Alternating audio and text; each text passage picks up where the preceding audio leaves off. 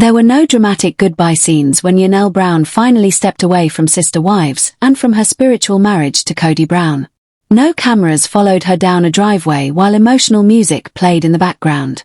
No explosive family meeting unfolded around a dining table while everyone demanded answers. She did not deliver a rehearsed speech about heartbreak, betrayal, or freedom while staring directly into a TLC confessional lens. Instead, Janelle left in the same understated way she had lived inside that complicated Plural family for more than 2 decades, quietly, thoughtfully, and without making herself the center of attention.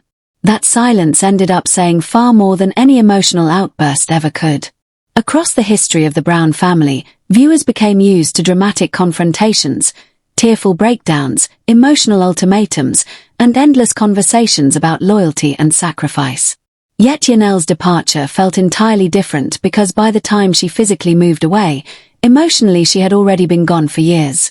Her move to North Carolina was not a dramatic act of rebellion. It was the final practical step in a decision that had already settled deep inside her long before anyone watching realized it. What makes her exit so devastating is the fact she no longer needed anything from Kody Brown at all. She no longer needed apologies, reassurance, attention, or even acknowledgement. She simply redirected her life elsewhere and carried on. That kind of emotional detachment is far more painful than anger because anger still carries investment. Silence does not. For years, the program itself struggled to understand what to do with Janelle because she never behaved like traditional reality television material. While other members of the family openly expressed their emotional struggles on camera, Janelle approached life with a level-headed practicality that did not translate easily into dramatic television arcs. Mary Brown often represented longing and heartbreak. Christine Brown brought warmth, humor, and eventually emotional liberation. Robin Brown became associated with tears, vulnerability, and emotional dependence. Janelle, meanwhile, quietly handled responsibility. She worked outside the home in the family's earlier years when doing so within their religious culture was far from ordinary. She helped support the financial structure of a household that constantly seemed one poor decision away from instability. She raised 6 children while simultaneously managing employment and helping hold together a deeply complicated family system. Yet because competence rarely creates dramatic television, her contribution was often reduced to the practical wife, reliable, calm, steady, and largely overlooked. But underneath that calmness was a woman constantly observing everything around her with remarkable clarity. Janelle rarely reacted impulsively. She assessed situations slowly and honestly. If viewers go back and watch her later confessionals carefully, there is a noticeable shift in the way she speaks about her marriage. Her words are measured, almost analytical, as though she had already completed the emotional calculations privately and was simply reporting the outcome aloud.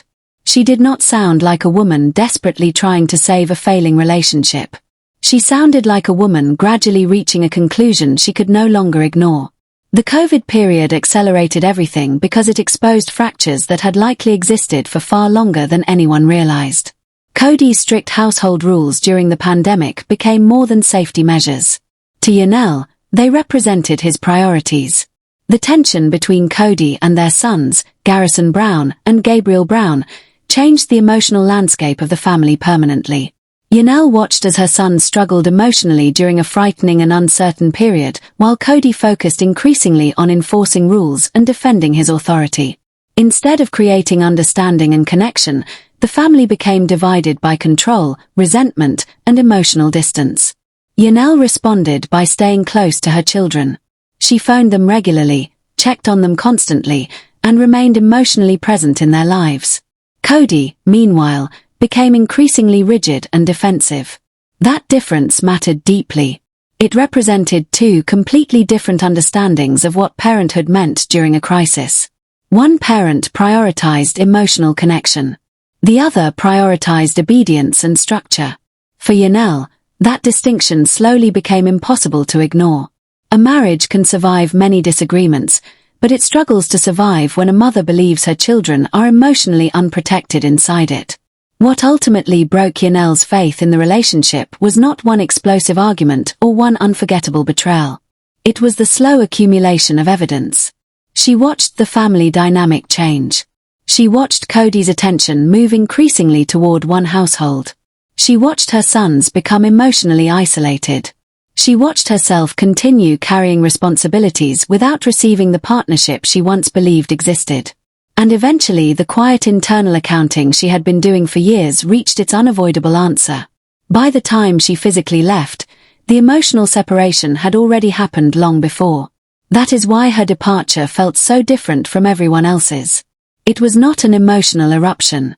It was a conclusion quietly reached by a woman who had finally stopped believing the structure she spent decades supporting could still become what it promised to be. What makes Janelle Brown's story so compelling inside Sister Wives is not merely the fact she left Kody Brown, but the extraordinary way she did it. In reality television, departures are usually treated like major events. Producers want dramatic confrontations, emotional confessions, visible heartbreak, and scenes designed to maximize audience reaction. When Kody Brown left the marriage, the series built an entire narrative around it.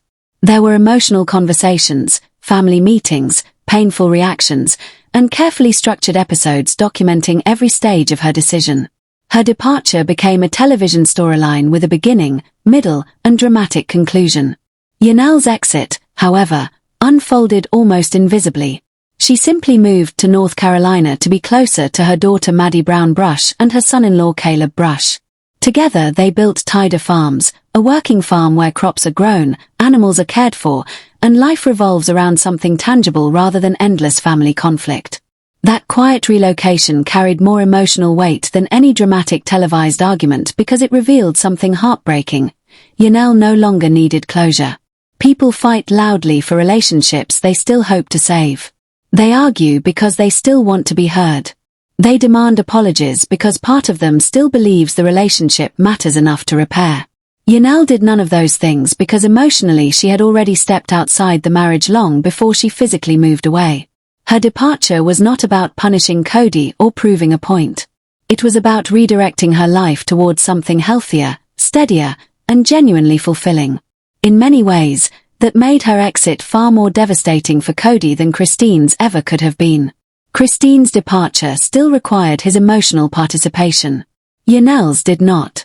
She quietly built a life elsewhere without needing his validation at all. For a man who spent decades positioning himself as the emotional center of an enormous Plural family, that kind of indifference becomes deeply unsettling. Kody often framed himself as a husband who sacrificed endlessly for his wives, yet Janelle's departure deprived him of the dramatic conflict necessary to maintain that narrative. There was no explosive moment he could dissect on camera. No emotional confrontation he could reinterpret from his perspective.